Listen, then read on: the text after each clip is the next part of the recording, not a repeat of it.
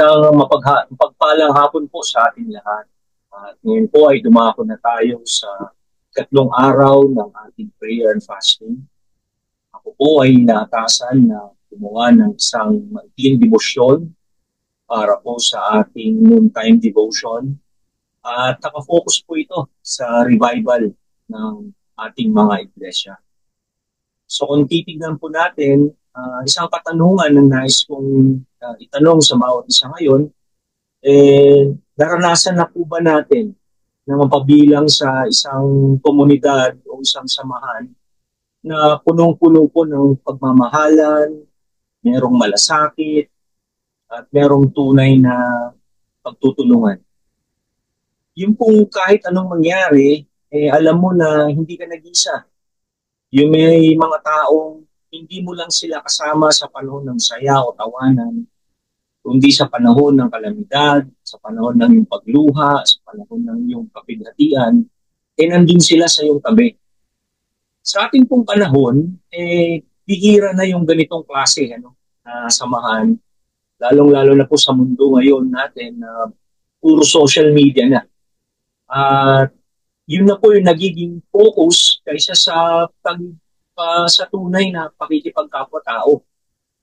Alam po ninyo, sa libro ng gawa, no, lalo-lalo na po dito sa ating pag-uusapan, ay binigyan tayo ng ating Panginoong Diyos ng isang larawan kung ano yung komunidad ng iglesia, na kung saan ay ito ay buo, malalim, at higit sa lahat ay mayroong kapangyarihan. Yan po yung unang iglesia. No? Ito yung mga unang grupo ng mga mananampalataya na matapos bumaba yung banal na espiritu sa panahon po ng Pentecost, ay sila'y nagkatipon-tipon. No? So, ang resulta po nito ay nagkaroon ng isang komunidad o isang pamilya ng mga mananampalataya. At itong mga mananampalatayang ito ay mga hindi pinilit, hindi po na programa, hindi nadaya o hindi na manipula. Kundi kusang loob po sila at tapat sa Diyos at tapat sa isa't isa. So ang ating pong konteksto sa hapong ito ay magmumula po sa libro ng Gawa, Kapitulo 2, versikulo 42 hanggang 47.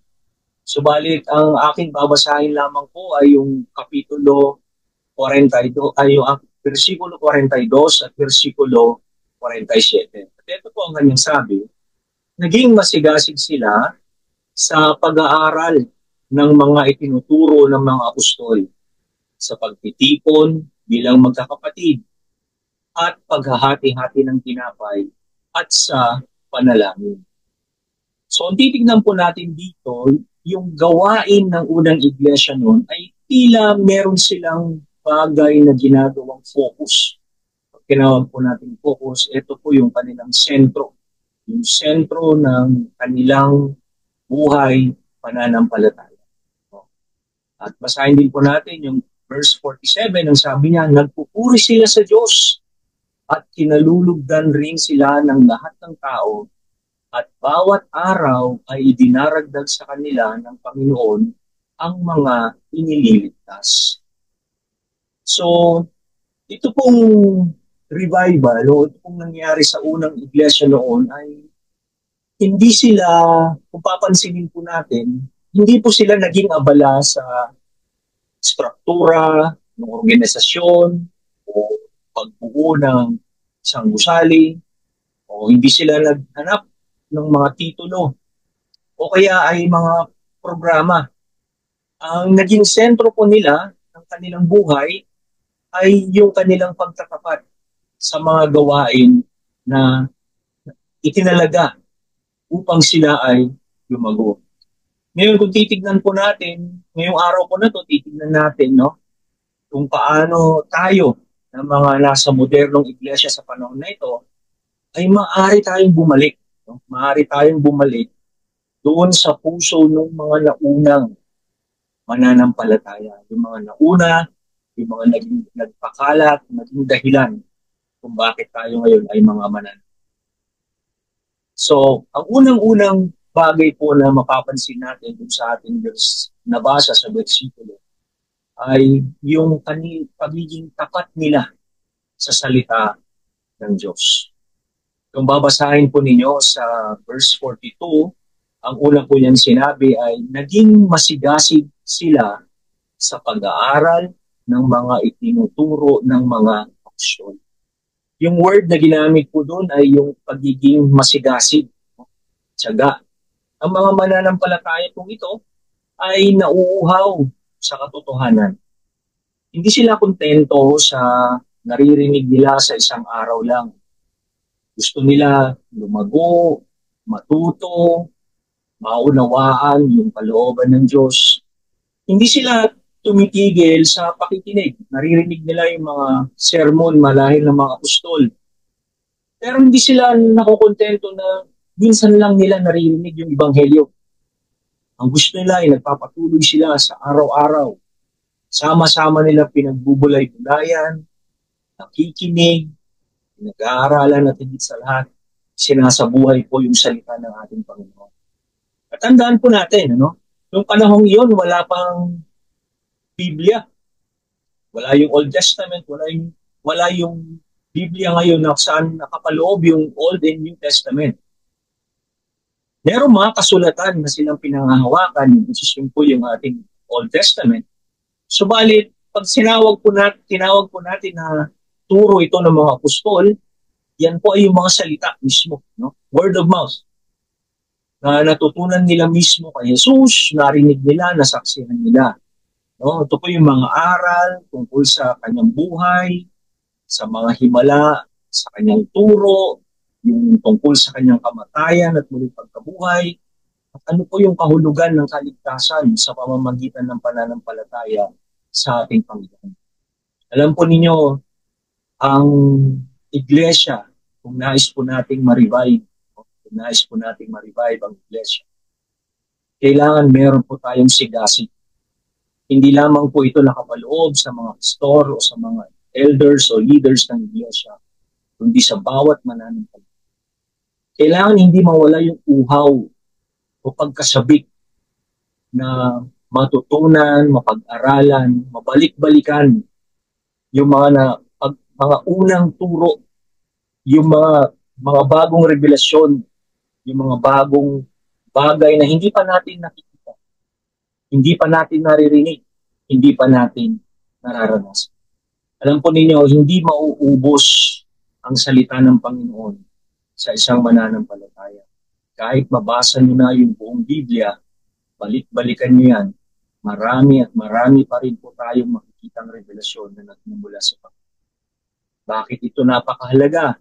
Sabi po sa ikalawang Timoteo, chapter 3, verse 16 to 17, lahat po ng kasulatan ay isinulat sa pamamagitan ng kapangyarihan ng ating Diyos at mapapakinabangan sa pagtuturo ng katotohanan, pagsasaway, pagtutuwid, at sa pagsasanay sa matuwid na pamumuhay para maging handa sa lahat ng mabuting gawa ang naglilingkod sa Diyos. Bakit kailangan ito? Kasi ang salita po ng ating Diyos ang pinakapundasyon ng ating pananampalataya. Kapag wala po ito, madali po tayong maligaw. Madali tayong madala ng ating mga emosyon. O kaya, ang mas nakakatakot, ay ang mahulog po tayo sa maling aral. Ang ibig sabihin nito, kung gusto po nating lumago bilang Kristiyano, kailangan natin maging tapat sa pagbabasa, pagninilay-nilay, at pagsasabuhay ng salita ng ating Panginoon.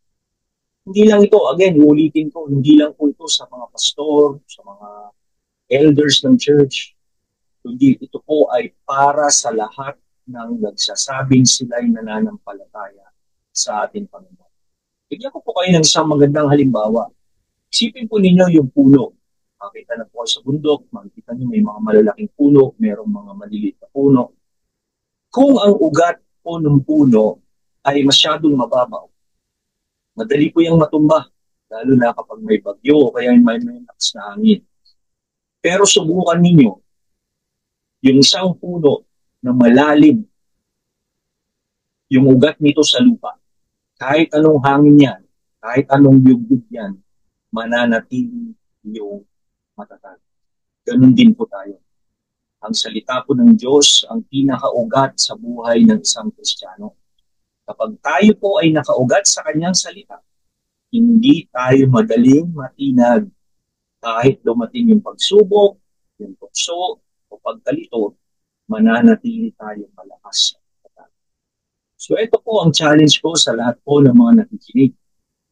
Ang tanong ko, ikaw ba, may panahon ka pa ba para mag-araw-araw o mag-aral araw-araw ng salita ng Diyos? Hindi ba nagiging bigatin sa'yo yung pagbuklat ng Biblia, pagbabasa, kahit na isang chapter lamang sa isang araw? Alam po ninyo, ang pagbabasa ng isang chapter, minsan hindi aabutin ng 2 minuto o 1 minuto. Kung nahihirapan po kayo siguro, pwede ninyong subukan na mag-journal muna habang nagbabasa. O kaya, kung nahihirapan po tayong unawain, ini-encourage ko po ang bawat isa na sumali sa mga Bible study. Kung wala po kayong mga Bible studies na mapupuntahan, pwede po kayong lumapit sa inyong mga pastor. Sabihin, pastor, pwede po ba tayo mag-Bible study sa bahay namin? Mag-iimbita. Alam po ninyo, wag natin papatayin pagkauhaw sa salita ng Diyos. Dahil sa araw na nawalan ka ng interes sa salita ng Panginoon, ay yun din yung araw na unti-unti kang matay. At higit sa lahat, i-apply niyo po ang inyong mga nababasa at napag-aaral. Ang ikalawang punto na nais ko pong bigyan ay ang pagiging tapat ng bawat mananampalataya sa isa't isa. Pag sinabi po natin tapat, ay hindi lamang po ito sa pagiging tapat sa salita ng Panginoon. Dahil kung titignan po natin yung mga naunang mananampalataya, matapos nilang maunawaan, maintindihan, meron silang malalim na pagkauhaw sa salita ng ating Panginoon, nakita rin natin na malalim din yung ugnayan nila sa isa't isa. Ang ibig pong sabihin noon ay hindi lamang ito simpleng kamustahan. Hindi lang ito isang, hi, hello, brother, sister, kapag linggo. No? Ang sabi nga po dun sa ang salitang ginamit po, no? Na mula sa Grego ay yung koinonia, na ang ibig sabihin noon ay isang malalim na spiritual na pagsasama o pakikisa ng bawat isa. Yung una pong iglesia ay hindi lamang po grupo ng mga individual na nagkikita-kita linggo-linggo. Sila po ay may tuturing na isang pamilya. Bakit po pamilya? Dahil nagkakaisa po sila sa puso, nagkakaisa sila sa layunin.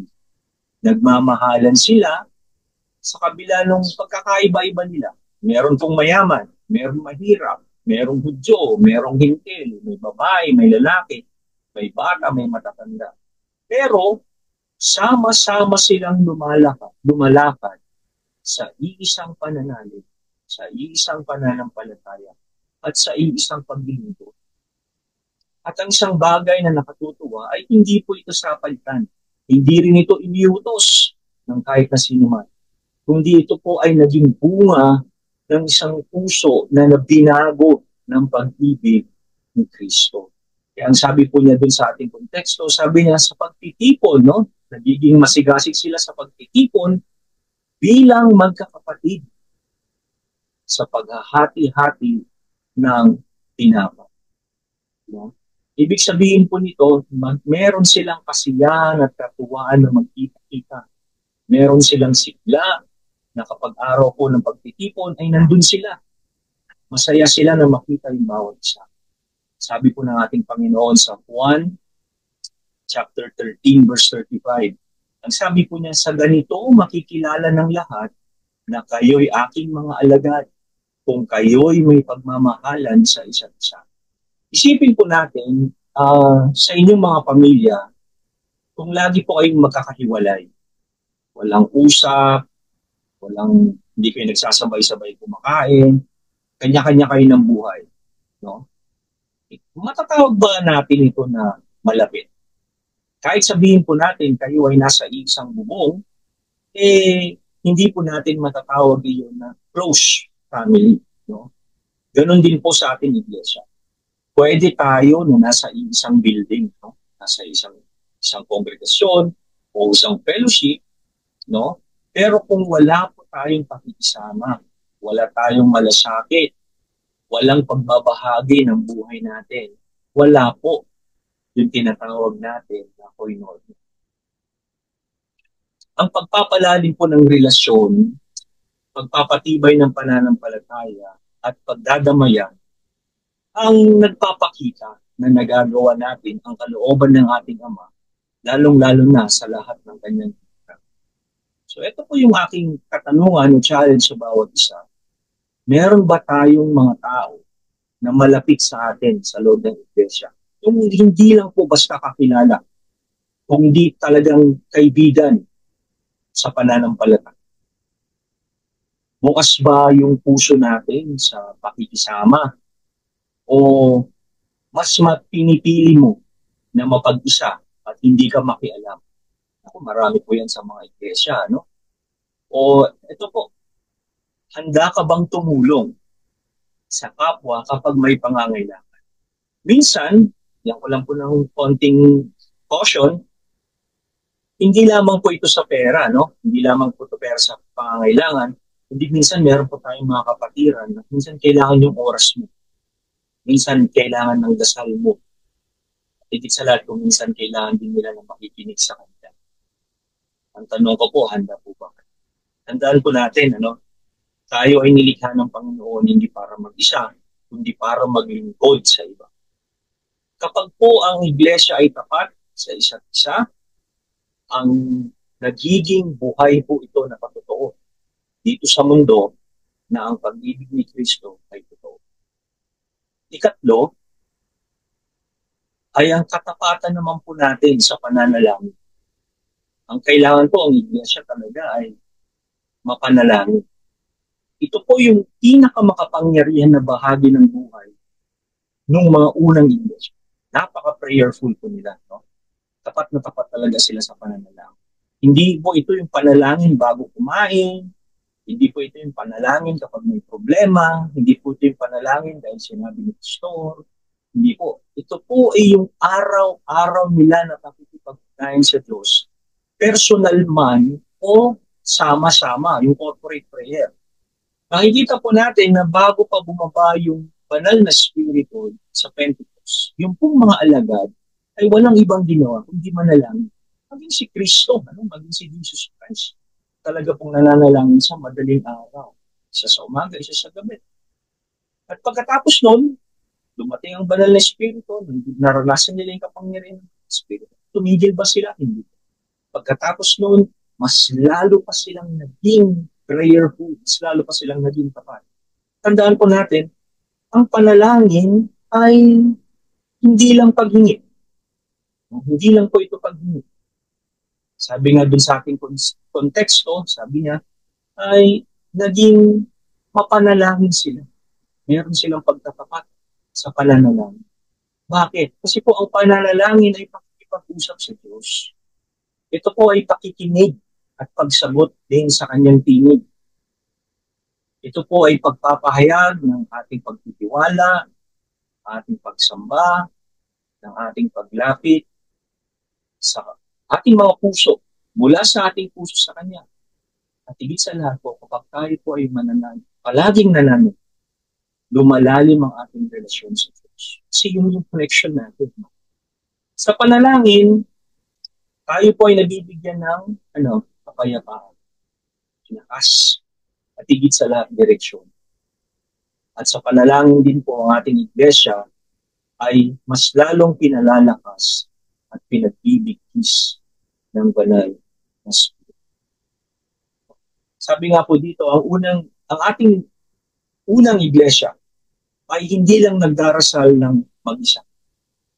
Wala pong nagdarasal ng mag-isa. Hindi, nagtipon-tipon sila sa loob ng templo, sa kanilang mga bahay, upang manalangin. Kailangan po na ang isang iglesia, ang kanila pong backbone, no? Pag tinawag po natin backbone, Yun po yung spinal column natin dito sa likod. No? Nakakonekta po yun sa ating utak.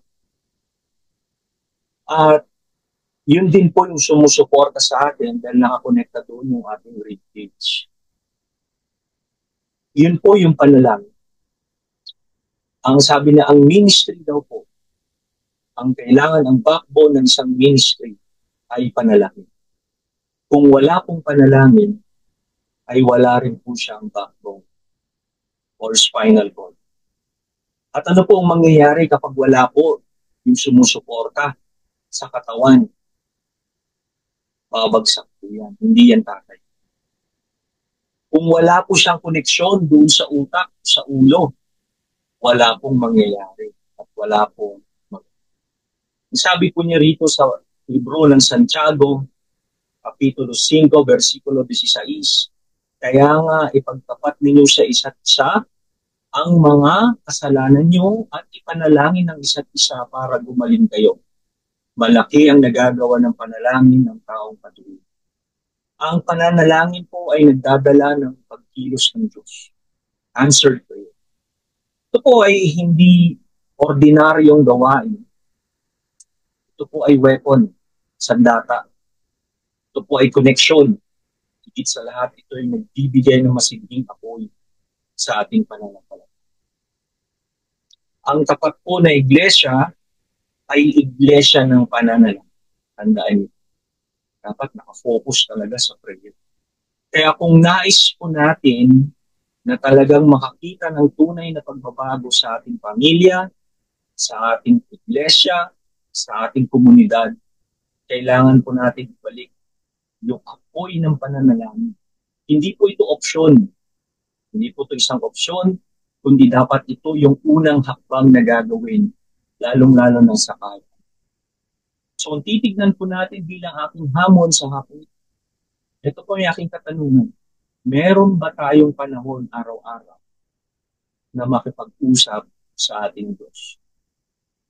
Pangalawa, meron ka bang mga tao na ipinagdarasal?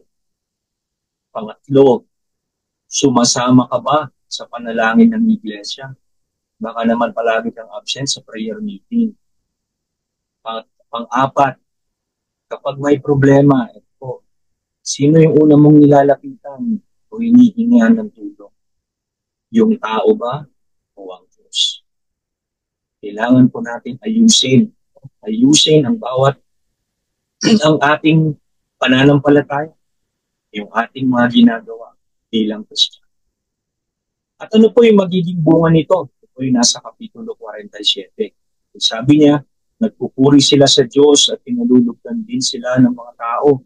At bawat araw ay idinaragdag sa kanila ng Panginoon ang mga inililigtas. Nakakatuwa, no? So kung titignan po natin, kung ang katapatan natin ay sa tatlong bagay. Number one, ang pag-aralan ng buong pagtsatsaga ang salita ng Diyos. Pangalawa, maging tapat tayo sa isa't isa. At pangatlo, maging tapat tayo sa pananalangin. At ang magiging bunga po nito, ng pagtatapat natin, magkakaroon ng malaking kagalakan sa loob, personal, magkakaroon ng saganang kabutihang loob ang bawat isa. Meron pong pagkakaisa, no? Unity sa isang iglesia at higit sa lahat, yung paglago ng bilang. Dadagdag at dadagdag ang kaluluwa na makakakita nito. Sa ating pong pagtatapos ngayong araw na ito, sa devotion na ito, tunay nga po na nangangailangan ang maraming iglesia ng revival.